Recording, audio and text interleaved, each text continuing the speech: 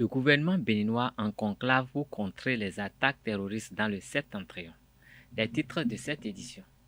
Après la séance d'hier, le gouvernement béninois s'est réuni d'urgence ce jeudi 10 février 2022 dans le but d'élaborer une bonne réplique à l'attaque terroriste de ce 9 février. Le Bénin se dote d'un musée d'art contemporain, une infrastructure que va abriter la ville de Cotonou. Certaines personnes mettent en déroute leurs interlocuteurs par leur changement brusque et fréquent d'humeur. Ils sont qualifiés de bipolaires. Nous allons à la découverte de ce mal dans cette édition. En sport, Elan Coton Sport entame la saison 2021-2022 de la Ligue Pro de basketball par une victoire.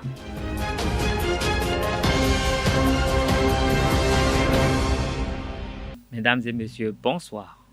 Le gouvernement béninois a tenu un conseil des ministres extraordinaire ce jour 10 février 2022 suite à l'attaque terroriste perpétrée dans le parc W de la Pandjari hier 9 février et qui a fait 8 victimes. Ouvert au haut commandement militaire, ce conclave va permettre de redéfinir les moyens et stratégies à mettre en place pour mieux contrer les attaques meurtrières qui deviennent récurrentes. Nous allons revenir sur cette information dans nos prochaines éditions.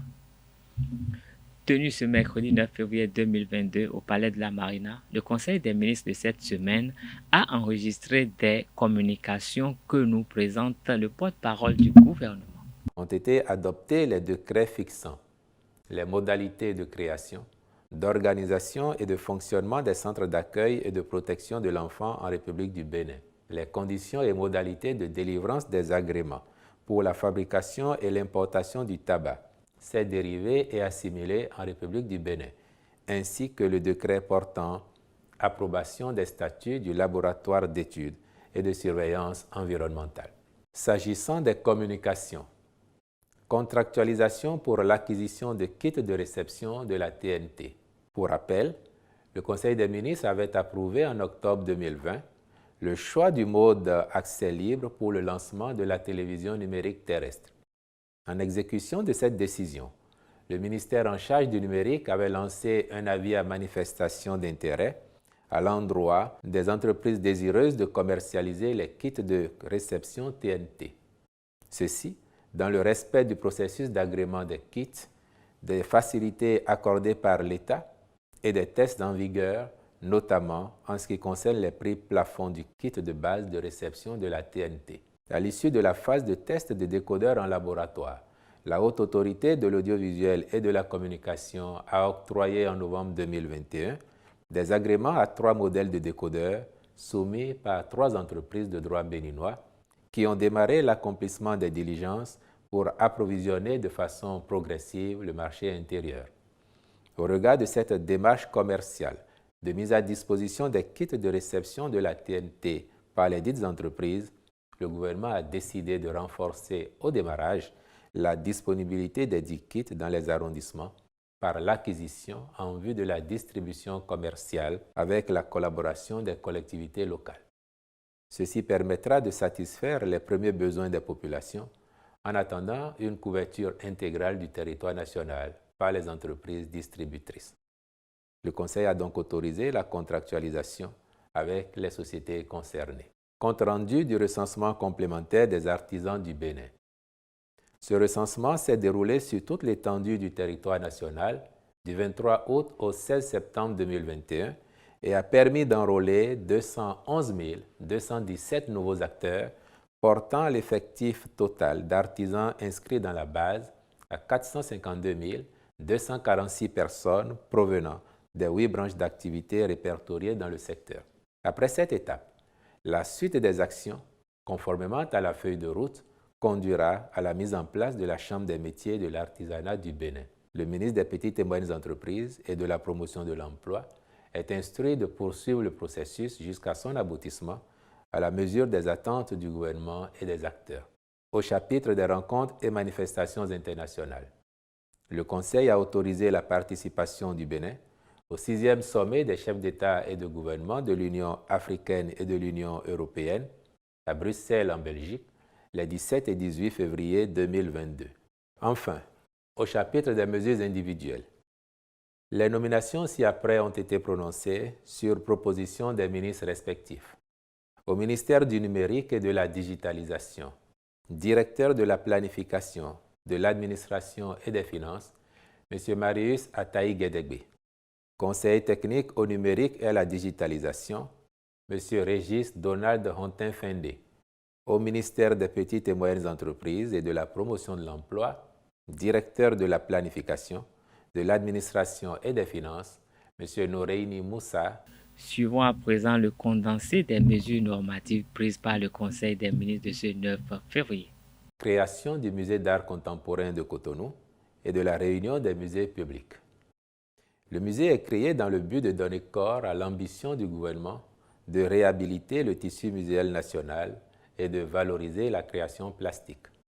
Destiné à offrir une ouverture sur le patrimoine culturel national, mais aussi sur la création contemporaine, il aura pour mission essentielle la sauvegarde, la valorisation et la promotion de l'art contemporain béninois. De façon spécifique, il sera chargé de conserver, protéger, restaurer, faire circuler et diffuser les œuvres d'art contemporain, contribuer à l'enrichissement de ces collections par l'acquisition de celles-ci à titre onéreux ou gratuit, rendre les collections accessibles au public, concevoir et exécuter des actions d'éducation et de diffusion visant à assurer l'égal accès de tous aux collections d'art contemporain et à leurs valeurs scientifiques, assurer et autoriser l'étude scientifique de ces collections et contribuer ainsi au progrès de la recherche dans le domaine, développer des actions de partenariat et de coopération relevant de son champ d'action avec des établissements poursuivant des buts similaires en Afrique et dans le monde. Quant à la réunion des musées publics, il s'agit d'un établissement public en charge de la gestion de l'ensemble des musées publics de notre pays. Sa gestion s'étend dans un premier temps aux infrastructures culturelles en cours de construction ou de réhabilitation telles que le Musée international de la mémoire de l'esclavage, celui de l'épopée des Amazones et rois du Dahomey, le Musée international du Vaudou, le Musée Alessandre Sénou à Dandé et le Musée romain. Son portefeuille pourra ensuite être élargi à tout autre musée dont la gestion lui sera confiée. Il aura notamment pour mission de définir l'organisation de chacun des musées sous sa responsabilité, puis de veiller à la maintenance et la mise en valeur des équipements muséaux et associés, la conservation technique des collections, la promotion des équipements muséaux, la sécurité du public et des visiteurs des espaces muséaux, organiser et développer l'économie dérivée, développer des approches de mécénat pour accroître les ressources propres hors subventions et allocations publiques, de même que des événements scientifiques ou culturels relevant des thématiques de ces musées. En autorisant la création de ces organismes, le Conseil a instruit les ministres intéressés de veiller à leur opérationnalisation. En attendant, leur portage institutionnel se fera respectivement par la Galerie nationale et par l'Agence nationale de promotion des patrimoines et de développement du tourisme. Au titre des autres mesures normatives, la page société de cette édition s'intéresse à l'attitude de certaines personnes qui peut influencer les relations humaines. Il s'agit des bipolaires. On qualifie de bipolaire celui qui présente le plus souvent des troubles d'humeur. C'est une maladie psychologique que beaucoup ignorent et qui peut engendrer des conséquences sur une personne. À ce propos, je vous invite à suivre Chantal Gaou, psychologue clinicienne, qui nous en parle au micro de Amoussou Quentin et de Francis Farami. Alors, donc, ça empêche d'abord la personne de travailler normalement, parce que j'imagine quelqu'un qui est tout le temps triste et il est embauché quelque part, ou peut-être qu'il est à l'accueil. Ils ont déjà à l'accueil, on vient le saluer. Ça indispose déjà son environnement. Il y a même parfois des gens qui deviennent très agressifs. Donc, déjà, c'est des phénomènes qui agissent sur l'environnement de l'individu. Et parfois, même l'individu même ne se rend pas compte qu'il est en train déjà de mal agir. Sur le plan psychologique, le psychologue essaie d'abord de faire l'anamnèse, de sonder l'origine tout et tout. Mais s'il voit que ça ne marche pas, il le fait référer à un psychiatre alors qu'il va être un médicament. Et à la suite, le psychologue peut travailler sur le comportement de cet individu. Restons toujours en page société pour dire que l'encadrement juridique de l'avortement au Bénin suscite beaucoup de polémiques depuis l'adoption de la loi modificative adoptée par plusieurs femmes. Cette pratique les expose à des risques.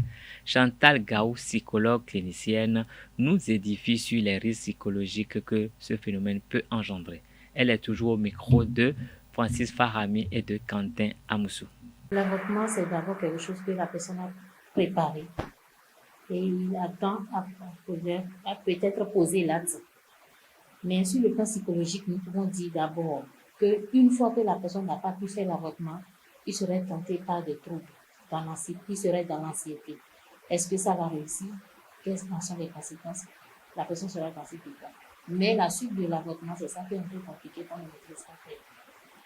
Parce qu'il y a d'autres personnes qui, quand ils font l'avortement, ils sont satisfaits. Mais par contre, chez d'autres, c'est peut-être plusieurs années après qu'ils vont commencer par regretter l'acte qu'ils ont eu à poser peut-être depuis leur jeunesse, quand ils étaient adolescents. Qu'elles étaient adolescentes, parce que c'est beaucoup plus lié aux filles. Un mot sur le code de la route dans cette édition. Pour la bonne marche de la circulation et pour limiter les accidents, les feux tricolores réglementent les usagers de la route. Mais certains conducteurs et taxis, motos ou des voitures même n'hésitent pas à brûler ces feux. Suivons quelques citoyens de la ville de Cotonou qui dénoncent ce comportement à travers ce reportage de Anaël Dou et de Colombe Oussou. À Cotonou, le respect des feux tricolores est loin d'être une priorité pour certains. Les automobilistes et les motocyclistes n'hésitent pas à passer les feux rouges à vive allure.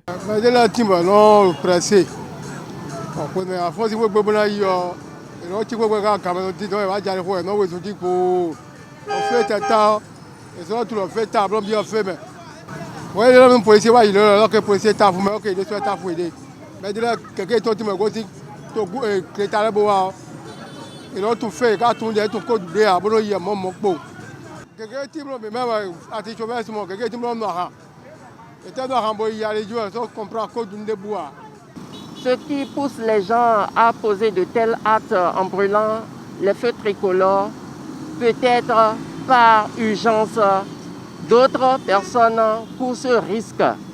Et en voyant l'orange s'allumer, ils s'empressent à brûler et à passer. Et là, ils se retrouvent en face du rouge. Et comme ça, on peut déclarer qu'ils ont brûlé le feu.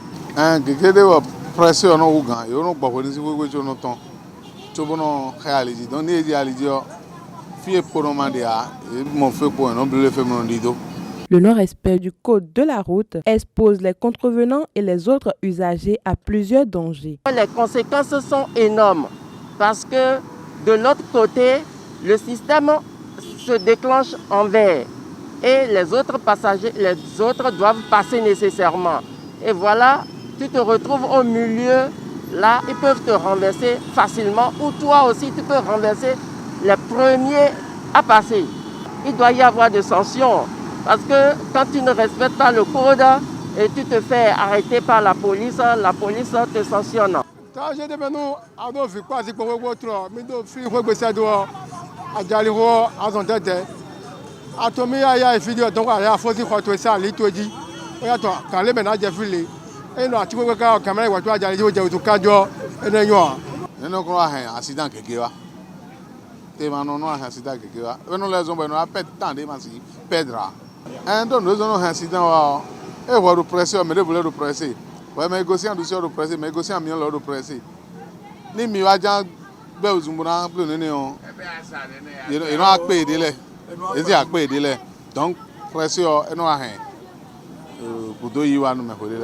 Les feux tricolores participent à la régulation de la circulation routière. Le non-respect du feu est un délit punissable.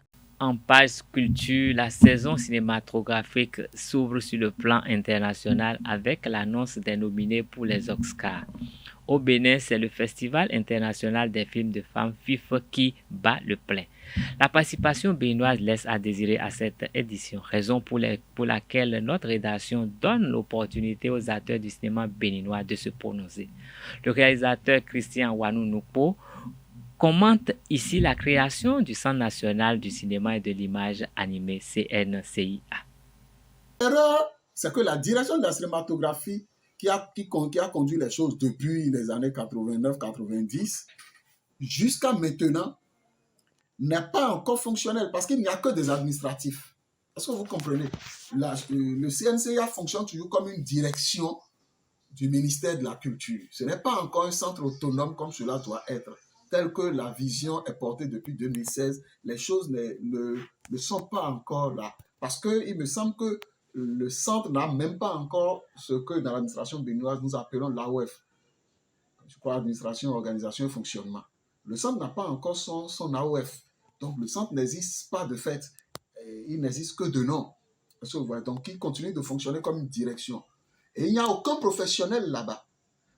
Donc pour le moment, on peut dire que le centre n'existe pas. Mais dès que le centre existera, il y aura le volet administratif, il y aura le conseil d'administration qui, tel que le prévoit le gouvernement actuel ou le système au pouvoir, sera encore constitué d'administratifs. Et il y aura un conseil, espérons, parce que si ce n'est que moi, il est clair, absolument clair, que ça ne porterait pas un fruit. Mais ça, ce n'est que mon avis. Si on prend les choses telles que l'État le présage, c'est qu'il y aura un conseil d'administration. Est-ce que vous voyez? Un conseil d'administration composé uniquement que des gens administratifs du gouvernement. Et il y aura un conseil artistique à côté. Et que j'aurais aimé que son conseil artistique ait un pouvoir, mais ce conseil artistique est encore projeté pour être seulement consultatif. Est-ce que vous voyez? On ne sait pas. On va mettre ça en pratique pour voir ce que ça va donner. Sinon, a priori, c'est bancal sur les bords. C'est illogique dans la démarche inclusive de création de créativité. On ne peut rassembler des gens qui ne sont pas du milieu pour diriger quelque chose pour des gens du milieu qui n'ont d'avis que d'avis consultatif. Ça sort de tout entendement, de toute logique inclusive. Mais, sait-on jamais, on va expérimenter ça pour un temps pour voir ce que ça va donner. Selon Christian Wanou, la production cinématographique béninoise est faible, mais la qualité y est et la compétence est disponible pour alimenter le secteur. Le cinéma au Bénin, c'est du cinéma.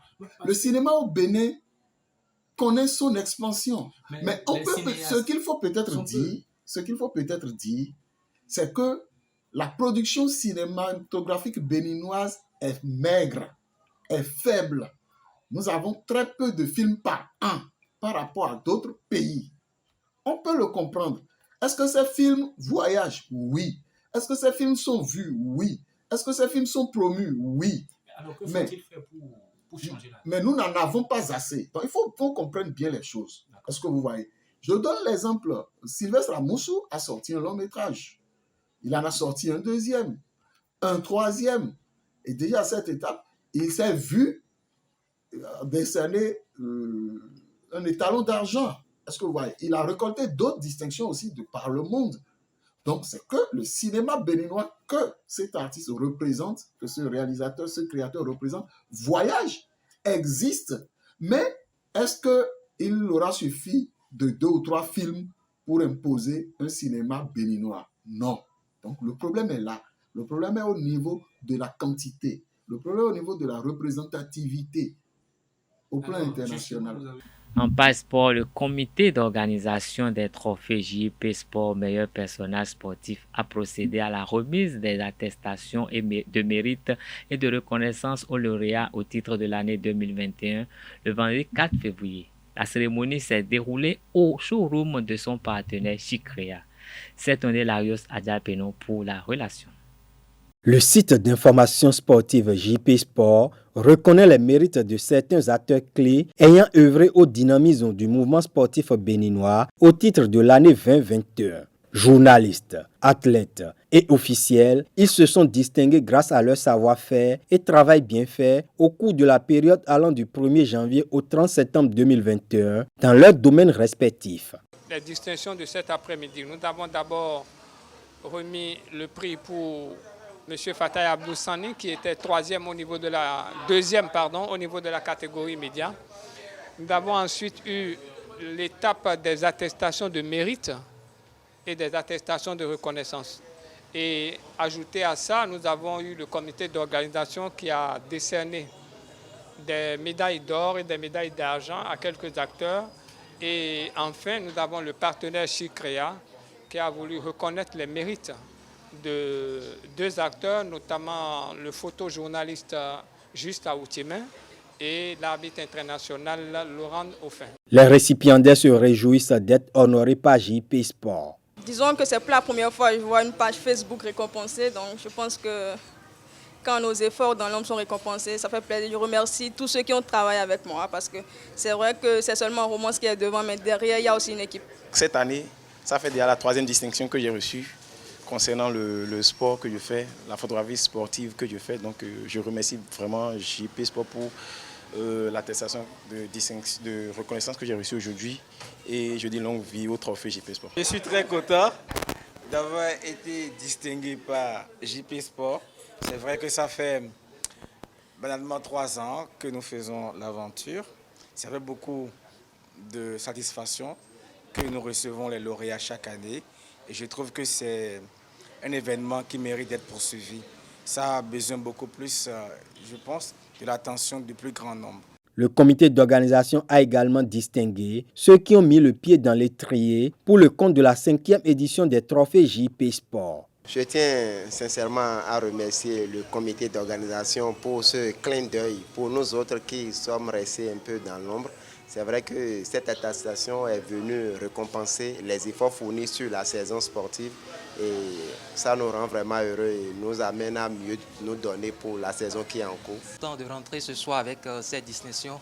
Je remercie le comité d'organisation des trophées JP Sport et que se pérennise dans le temps cette distinction pour le bonheur de tous les sportifs béninois.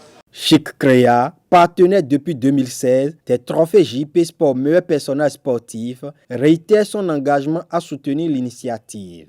Chicrea, c'est quoi? Voilà, c'est une structure qui fait dans tout ce qui est accessoires de mode en perles. On fait tout ce qui est collier, bracelet, sac, voilà, tapette, porte-clés, un peu de tous les gadgets en perles. Donc bon, c'est un plaisir pour nous d'accompagner chaque fois JP Sport pour les trophées JP Sport. Et c'est toujours un plaisir de vous accueillir ici pour cette remise de prix. Après la cérémonie de remise des attestations de mérite et de reconnaissance, va s'en suivre celle des prix spéciaux. La Ligue professionnelle de basketball du Bénin se poursuit. Au niveau de la conférence sud chez les hommes, Elan Coton Sport a battu Azo Model lors de la 2e journée. Colombe Houssou nous fait le point de cette rencontre. Elan Coton Sport a bien démarré la saison 2021-2022 de basketball. Les protégés de Basse-Toutaïrou ont dominé Asso Model de Porto Novo sur le score sans appel de 87 à 48 points au centre communautaire EYA de Cotonou. Mais avant cette victoire, Arnold Yakoubou, capitaine de Elan Coton et ses coéquipiers ont courbé les chines tout au long du second quart-temps avant de remporter le match.